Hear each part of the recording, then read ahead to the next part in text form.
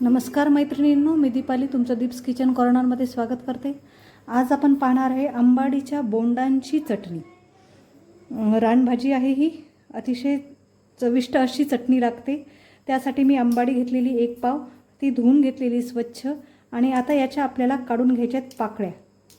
ह्या पाकळ्या काढून घ्यायच्यात आणि हे बी आपल्याला टाकून द्यायचे आणि ह्या पाकळ्यांची आपल्याला चटणी बनवायची आहे। अशाच पद्धतीने आपण सगळ्या बोंडांच्या पाकळ्या काढून घेऊया। अशा पद्धतीने आपल्याला सगळ्या बोंडांच्या पाकळ्या काढून घ्यायच्यात। आता ह्या एका मी मिक्सरच्या पॉटमध्ये टाकते। यातच टाकायचे आपल्याला जिरं, 1 ते 1.5 चमचा लाल तिखट,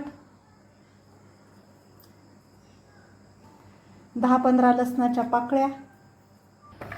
यातच टाकत आहे मी सेंद्रिय गूळ आणि चवीपुरतं मीठ।